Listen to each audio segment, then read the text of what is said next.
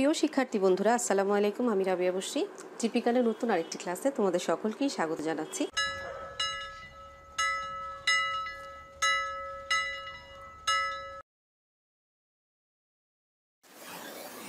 আমাদের আজকের আলোচনার বিষয়বস্তু হচ্ছে একাদশ ও দ্বাদশ শ্রেণীর জীববিজ্ঞান দ্বিতীয় পত্র বইয়ের একাদশ অধ্যায় জিনতন্ত্র ও বিবর্তনের মধ্যে অন্তর্গত যে মেন্ডেলের প্রথম সূত্র রয়েছে তার ব্যতিক্রম। গত ক্লাসে আমরা মেন্ডেলের প্রথম সূত্রের দুটি ব্যতিক্রম সম্পর্কে জেনেছি। আজকে আমরা আরেকটি সর্বশেষ ব্যতিক্রমটি অর্থাৎ তোমাদের পাঠ্যপুস্তকে থাকা সর্বশেষ ব্যতিক্রমটি সম্পর্কে জানবো। এই ব্যতিক্রমটি পরীক্ষার সময় কিন্তু আসা সবচেয়ে বেশিবার প্রশ্ন। তো এই ব্যতিক্রম সম্পর্কে আমাদের অনেক ডিটেলস আলোচনা করতে হবে এবং খুব মনোযোগ সহকারে এই ব্যতিক্রম সম্পর্কে জানতে হবে। লিথাল জিন হচ্ছে প্রথম সূত্রের আরেকটি ব্যতিক্রম। লিথাল জিন বা ঘাতক জিন কি? লিথাল একটা ইংরেজি শব্দ, এর অর্থ হচ্ছে ঘাতক।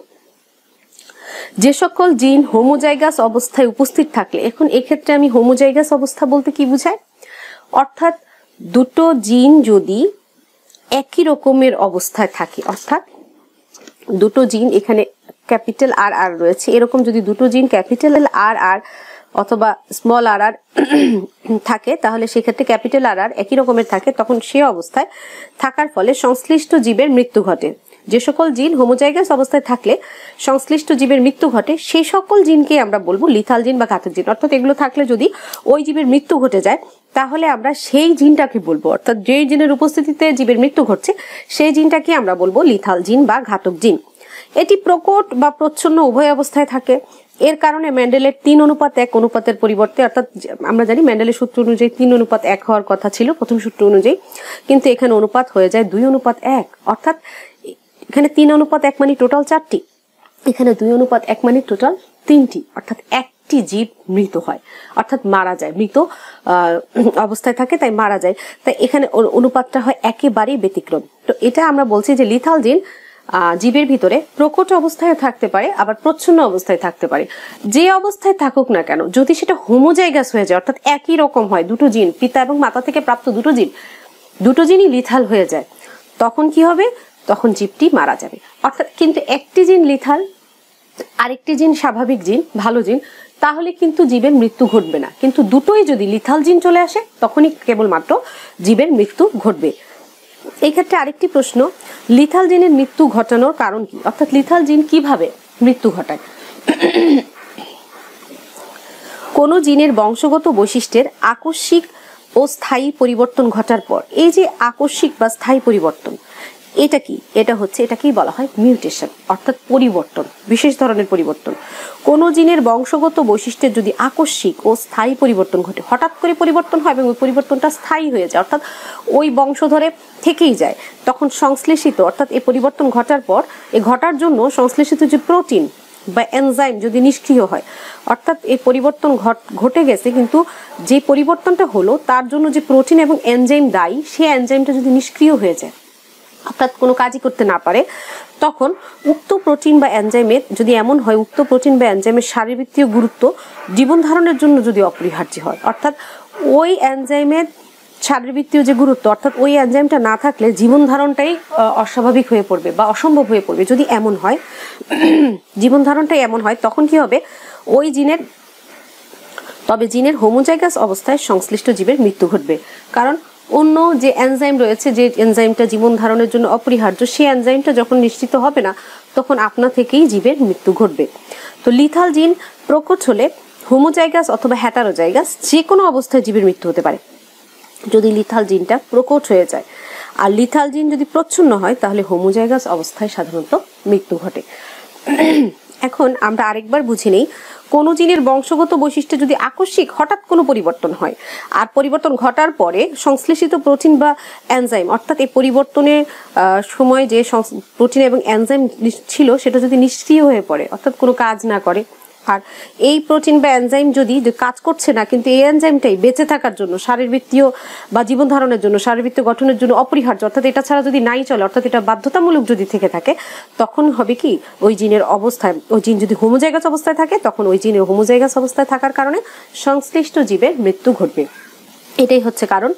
আমরা এটাকে যদি একটু ব্যাখ্যা করি, এরকম দাঁড়ায়। ব্যাখ্যা করার সময় আমরা ইঁদুর দিয়ে ব্যাখ্যা করব। ধরি ইঁদুরের গায়ের হলুদ বর্ণের জন্য দায়ী জিন ক্যাপিটাল ওয়াই ওয়াই। আমরা জানি যে কোনো বৈশিষ্ট্যের জন্য দুটি করে জিন দায়ী, ক্যাপিটাল ওয়াই ওয়াই। ইঁদুরের মেটে বর্ণের জন্য দায়ী জিন হচ্ছে স্মল ওয়াই ওয়াই। কিন্তু এটা আমরা ধরে নিয়েছি, কিন্তু আমরা কি শিখেছি যে প্রকৃতিতে যেসব হলুদ বর্ণের ইঁদুর পাওয়া যায় তারা কোনোটি বিশুদ্ধ হোমোজাইগাস জিনোটাইপধারী না, অর্থাৎ এই ওয়াই ওয়াই জিনোটাইপধারী নয়। কেন না?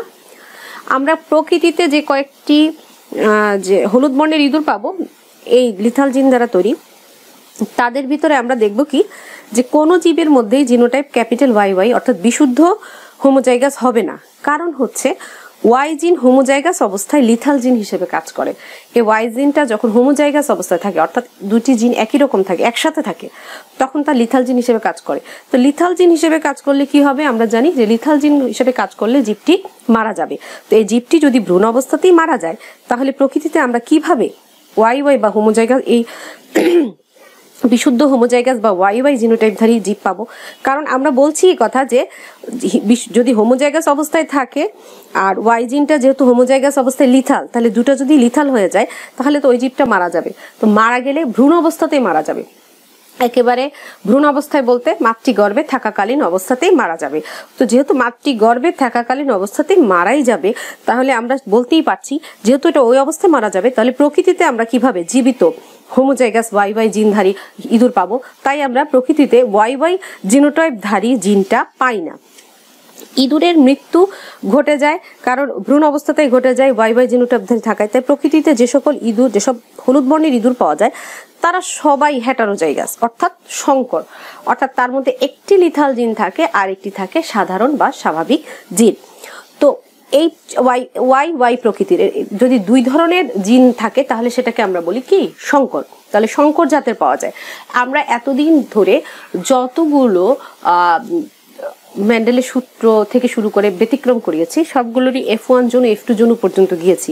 তো এই ক্ষেত্রে আমরা দেখতে পেয়েছিলাম যে F1 জনুতে আমরা যা পড়েছিলাম, F1 জনুতে সবই থাকে বিশুদ্ধ, সেখান থেকে সংকর জীব তৈরি হয় এবং পরবর্তীতে F2 জনুতে এসে সে সংকর জীবের মধ্যে আমরা ক্রস করে নতুন করে অনুপাত নির্ণয় করি। বাট এখানে আমরা বলছি যে এখানে আমরা প্রথমেই সংকর জীব দিয়ে শুরু করছি, অর্থাৎ প্রথমেই আমরা শুরু করব এই জায়গা থেকে, সংকর জীব দিয়ে শুরু করব। কারণ প্রকৃতিতে তার বিশুদ্ধ জিন পাওয়া যাচ্ছে না, কারণ লিথাল জিনের কারণে বিশুদ্ধ যে অবস্থায় অর্থাৎ ক্যাপিটাল ওয়াই ওয়াই অবস্থায় যে জিনধারী যে জীবটা থাকবে, ইঁদুরটা থাকবে, সেটা কিন্তু ভ্রূণ অবস্থাতেই মারা যাবে, প্রকৃতিতে এদেরকে পাওয়া যাবে না।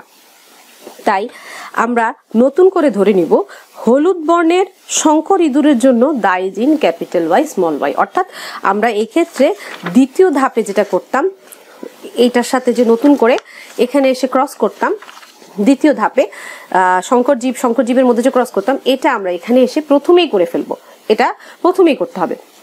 তাহলে হলুদ বর্ণের সংকর ইঁদুরের জন্য দায়ী জিন হবে ক্যাপিটাল ওয়াই স্মল ওয়াই, সংকর যেহেতু।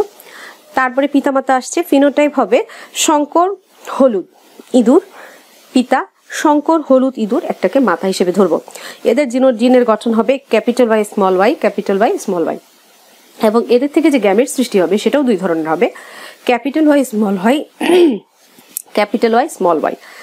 এরপরে আমরা যেহেতু এটা দ্বিতীয় বংশধরের মতো করে কাজ করছি, অর্থাৎ আমরা সংকর জীব নিয়ে দ্বিতীয় বংশধরে কাজ করি, এখানে প্রথমেই আমরা সংকর জীব নিয়ে কাজ করছি, তাই আমরা এখানে চেকার বোর্ডে এঁকে এটা দেখালাম। এখন তোমরা বলতে পারো চেকার বোর্ড এঁকে না দেখিয়ে যদি আমরা এভাবে দাগ টেনে ক্রস করে পারবো কিনা? হ্যাঁ, সেক্ষেত্রেও তোমরা পারবে, তাতেও তোমাদের কোনো প্রকার নাম্বার কাটা যাবে না, অবশ্যই তোমাদের ওভাবেও দেখাতে পারবে। কিন্তু আমি এখানে চেকার বোর্ডের মাধ্যমে দেখালাম, তোমরা ওভাবেও দেখাতে পারবে। এই ক্ষেত্রে স্ত্রী gamete capital Y small Y, পুং গ্যামেট আসছে ক্যাপিটাল ওয়াই স্মল ওয়াই, তাদের মধ্যে যখন সংকরায়ন ঘটানো হলো, অর্থাৎ এদের মধ্যে যখন ক্রস করা হলো, তখন ক্যাপিটাল ওয়াই ওয়াই হোমোজাইগাস অবস্থায় এই জীবটা পাওয়া গেল। আর আমরা জেনেছি ক্যাপিটাল ওয়াই জীব ওয়াই হোমোজাইগাস অবস্থায় যখন থাকে তখন ক্যাপিটাল ওয়াইটা হচ্ছে লিথাল জিন, আর হোমোজাইগাস অবস্থায় থাকার কারণে এই জীবটা হবে মৃত। আর এখানে একটা ক্যাপিটাল ওয়াই স্মল ওয়াই অর্থাৎ লিথাল জিন থাকলেও একটি স্বাভাবিক জিন রয়েছে, তাই এটা হবে হলুদ বর্ণের, এটা হবে হলুদ বর্ণের। আর স্মল ওয়াই ওয়াই হলে মেটে জিন হবে, একটু আগে আমরা আলোচনা করেছি স্মল ওয়াই হচ্ছে মেটে জিনের উদাহরণ। তো এই ক্ষেত্রে স্মল ওয়াই হচ্ছে মেটে, অর্থাৎ প্রথমেই যখন আমরা ধরেছিলাম ইঁদুরের গায়ের হলুদ বর্ণের জন্য দায়ী জিন ক্যাপিটাল ওয়াই ওয়াই আর ইঁদুরের মেটে বর্ণের জন্য স্মল ওয়াই ওয়াই, তাহলে এই স্মল ওয়াই হবে মেটে বর্ণ। ফলাফলে আমরা দেখছি যে উপরোক্ত ব্যাখ্যাতে দেখতে পাচ্ছি যে হলুদ বর্ণের জন্য দায়ী জিন ক্যাপিটাল ওয়াই হোমোজাইগাস অবস্থায় থাকার কারণে, অর্থাৎ এখানে কি আছে, হোমোজাইগাস অবস্থায় আছে। হোমোজাইগাস বলতে দুটো একই ধরনের জিন একসাথে থাকলে তাকে বলা হয় হোমোজাইগাস, আর দুটো ভিন্ন ধরনের জিন একসাথে থাকলে তাকে বলা হচ্ছে হেটারোজাইগাস। তো হোমোজাইগাস অবস্থায় থাকার কারণে অর্থাৎ ওয়াই ওয়াই জিনোটাইপ বিশিষ্ট থাকার কারণে জন্মের পূর্বে অর্থাৎ গ্যাস্ট্রুলেশন ধাপে মাতৃগর্ভে গ্যাস্ট্রুলেশন ধাপেই সেটা মারা যাবে। এক্ষেত্রে লিথাল জিন ওয়াই যা অন্য দুটো হলুদ ইঁদুরের মাধ্যমে হেটারোজাইগাস অবস্থায় বাহিত হচ্ছে, অর্থাৎ এই হলুদ ইঁদুরের ভিতরে লিথাল জিনটা হেটারোজাইগাস অবস্থায় আছে, এই অবস্থা ওদের মধ্যে বাহিত হচ্ছে, কিন্তু ওদেরকে মেরে ফেলতে পারছে না, কারণ শুধুমাত্র হোমোজাইগাস অবস্থায় থাকলে সেটা মারা যাবে, তাই এটাকে লিথাল জিন বা ঘাতক জিন বলা হচ্ছে। ওটা এর ভিতরে আছে কিন্তু প্রকাশিত হয়নি।